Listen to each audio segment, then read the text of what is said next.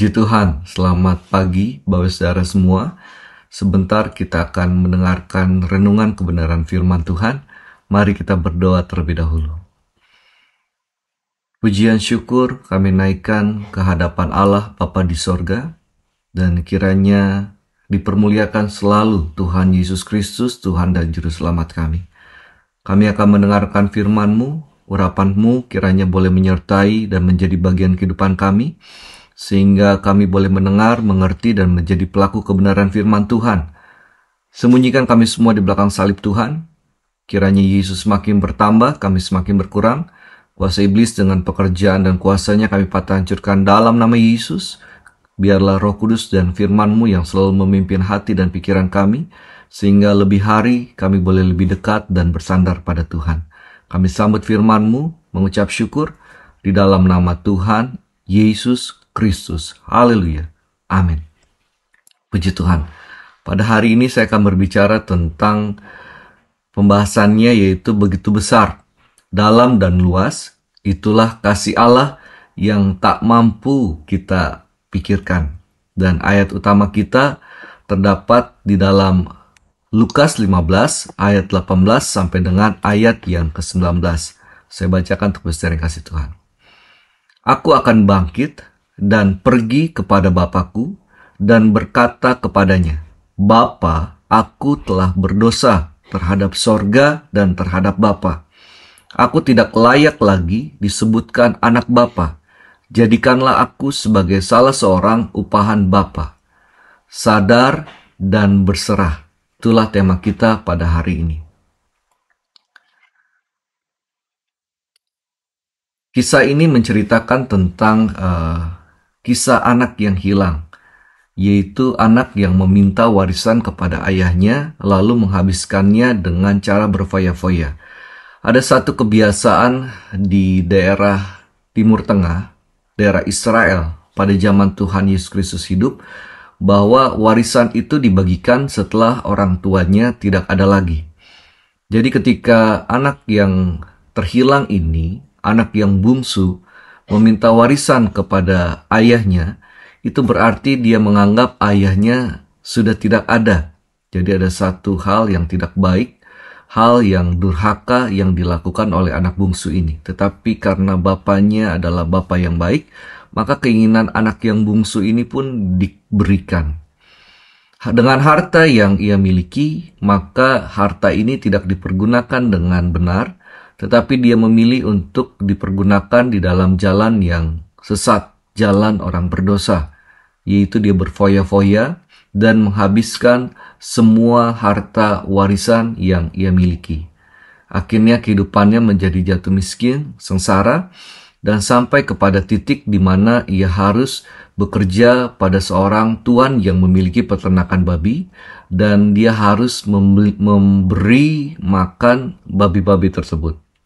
Dalam keadaan inilah, maka ayat ini muncul, ayat 18. Aku akan bangkit dan pergi kepada Bapakku dan berkata kepadanya, Bapa, aku telah berdosa terhadap sorga dan terhadap Bapa. Aku tidak layak lagi disebutkan anak Bapa, jadikanlah aku sebagai salah seorang upahan Bapa. Aku akan bangkit, aku akan bangun. Berarti ini menandakan bahwa anak bungsu ini dia terjatuh dan telah menemui titik terendah, serendah yang dapat terjadi dalam hidupnya. Ada satu kebangkitan yang kasar dari kemiskinan dan kelaparannya. Yang terakhir ini mewakili efek pemeliharaan dari Tuhan. Sekarang hal tersebut berubah menjadi ada satu kebangkitan spiritual dalam jiwanya. Dan bukankah ini yang harus terjadi pada kita semua yang telah diselamatkan oleh kasih karunia melalui iman? Kita harus sampai pada titik terendah di mana kita menyadari bahwa kita akan binasa karena dosa kita dan konsekuensi yang ditimbulkan dari dosa atau oleh dosa tersebut. Lalu dia berkata dia akan pergi ke ayahnya. Dari hal sebelumnya, konteks sebelumnya, bahwa orang-orang yang kerja di ayahnya itu nggak pernah kekurangan roti, selalu dicukupkan. Dan sekarang si anak bungsu ini mengalami kelaparan. Sepertinya awal kelaparan ini memotivasi keinginannya untuk kembali. Namun seperti yang kita lihat dalam ayat yang kita baca barusan, ada sikap penyesalan yang tulus mulai timbul dari hatinya. Dan kemudian kita akan mendapati kalimat yang berkata, dan berkata kepadanya. Tentu ini adalah satu persatuan kembali yang merendahkan hati. Anak yang terhilang ini siap untuk sujud di hadapan ayahnya dengan harapan ia akan menerima belas kasihan yang sebenarnya tidak layak ia terima. Harusnya keadilan, apa yang ia layak diterima. Karena perbuatan yang jahat itu harusnya ada hukuman. Tetapi dia mengharapkan belas kasihan ayahnya. Nah, inilah yang dimaksud dengan pertobatan. Mengakhiri hidup dalam perbuatan dosa atau perbudakan dosa melalui pengakuan kepada Bapa dan iman kepada Kristus Yesus. Kemudian orang tersebut menjadi hamba atau budak kebenaran. Mempersembahkan tubuh sebagai korban yang hidup. Roma 6 ayat 6-18 bisa dapat baca, atau Roma 12 ayat yang pertama. Kalimat berikutnya kita akan mendapati,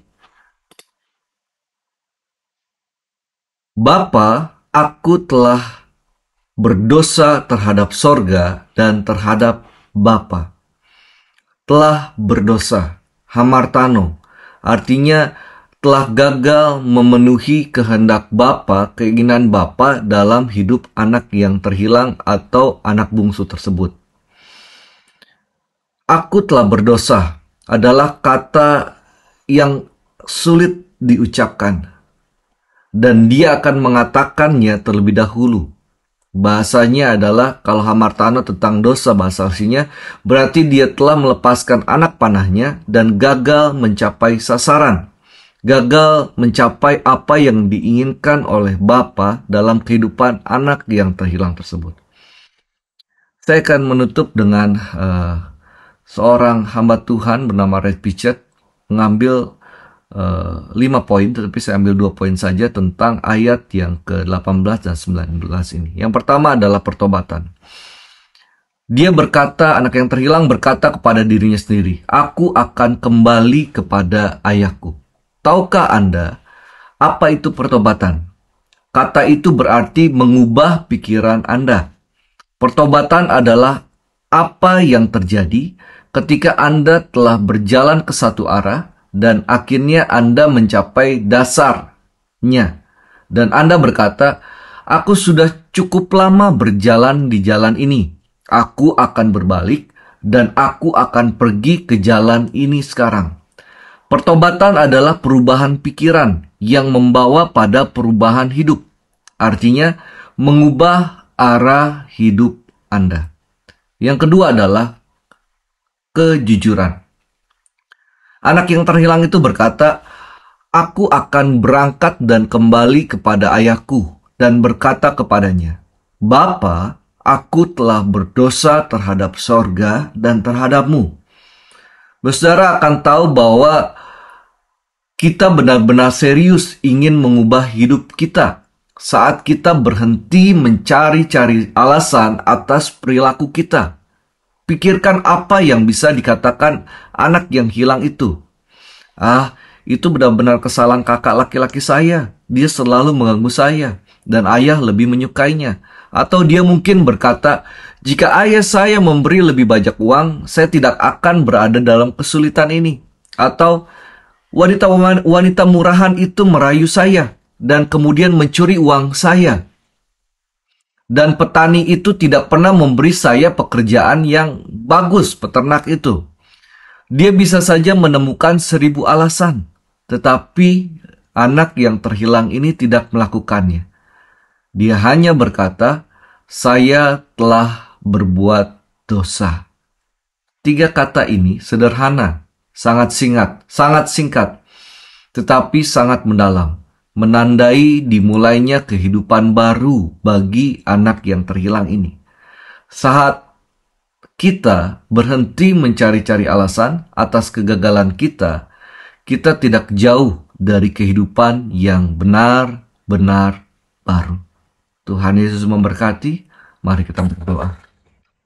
Kami adalah manusia yang berdosa, dan kami mengharapkan adanya kasih karunia Tuhan dalam kehidupan kami.